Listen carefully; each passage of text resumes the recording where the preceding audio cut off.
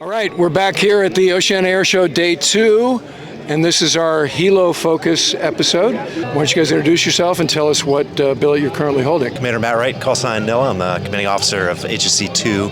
It's the East Coast FRS Fleet Replacement Squadron for the H-60 Sierra. Commander Chris Lewis, call sign Donkey. I'm the CO of HSC 28, which is an expeditionary unit here in Norfolk. My time frame, we had HH-60s, we had H-60F Foxtrots, now we have Sierras and Romeos. So help me out with the sort of current organizational and mission areas associated with the H-60, and specifically what you guys are in command of. In the early 2000s, mid to 2000s, the Navy helicopters went from about 4 airframes to essentially 2 now. MH-60 Sierra does logistics, anti-surface warfare, mine warfare, and rescue operations primarily. Anti-submarine warfare, surface warfare, and then ISR is what the MH-60 Romeo would do with a lot more sensors on board. Okay. We're an expeditionary-based squadron, so we do not deploy on the aircraft carrier.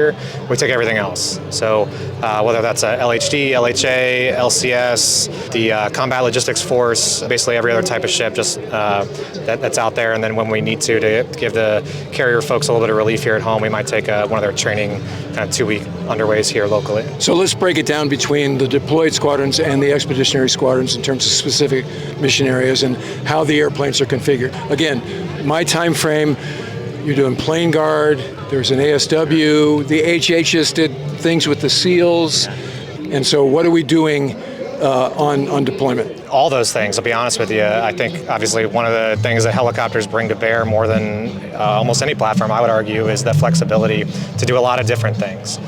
Whether that's the plane guard mission that you mentioned, whether it's search and rescue, medical evacuations, external loads, the CLF that I mentioned, the Combat Logistics Force, CSAR, what's now called PR, the Combat Search and Rescue, the SEALs and that kind of thing. I mean, you name it, we can reconfigure the aircraft, the anti-surface warfare with crew-served weapons, forward-firing weapons, Hellfire missile. I think I hit them all, but it's a long list. We do a lot of different things, and we're ready to, within a couple of hours, we can flex the mission there in flight if we need to, if we're physically able to, and then if we need to adjust the aircraft a little bit, we come back, rearm, refuel, and do it again. Okay, then let's talk about the expeditionary mission. What would be different with an expeditionary squadron in terms of configuration, et cetera, than a carrier-based squadron? Really no difference. I think the only couple specifics might be on the LCS side of the house, the littoral combat ships. We have a couple of units that do airborne mine countermeasures, and that requires a very specific set of equipment to accomplish that. But other than that, it's pretty much the same equipment, just off of a different class of ship. So how would we say basically that a Sierra and Romeo differs from a Foxtrot or an HH-60 from the old days? The Romeo is a sensor platform. Outstanding radar, outstanding ESM, outstanding sonar. The Sierra is really a delivery platform. It can carry a lot more troops, a lot more weapons. It can carry logistics. It can rescue a lot more people. There's a lot more cargo space. To break it down, it's kind of similar to the difference between a Rhino and a Growler. So they look the same on the outside. They take off and land the same. The pilots can pretty much go back and forth, with some extra training, but the missions they do in flight are oftentimes very different. Let's imagine that I'm a midshipman, either ROTC or at the Naval Academy, and I selected air. What would you guys tell them in terms of the reason to go helicopters? I can tell you why I chose helicopters over jets. Had a lot to do with San Diego versus Lemoore, which is true. But it also had to do with, I like being part of a team. And so if you have a section, 2 helicopters together, that's probably 10 people in the air working together as a team. I really enjoy that a whole lot.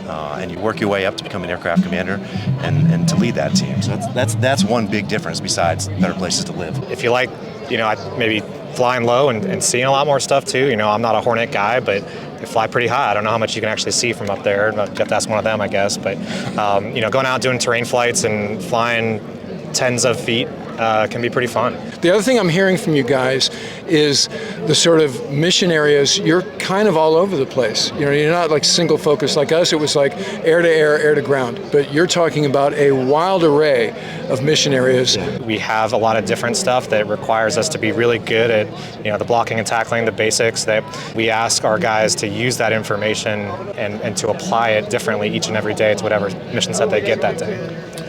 The other thing that I've had occasion to see is, let's call it top rotor. So your centers of excellence are doing pretty amazing tactical, evolutionary stuff. And again, if I'm a young hard charger who wants to be involved in sort of evolving tactics, you have commands that do that. Absolutely, absolutely. It's essentially all the commands do that. It just depends on what your deployment happens to be tasked with. I commanded H-60 previously, and we did a lot of counter-drug ops in the Caribbean, shooting out engines on fast boats trying to smuggle drugs in. I mean, how does that translate to all the other missions that we just talked about? It doesn't directly, but we kind of figure it out, and that's an inherent strength of rotary wing sport. I love it. Well, they're about to start up the F-22 here, so we better wrap it up. So Nilla and Donkey, thanks for coming by. Yes, sir. And fly safe. Thank you very much. All right, more from NAS Oceana coming up, so stay tuned.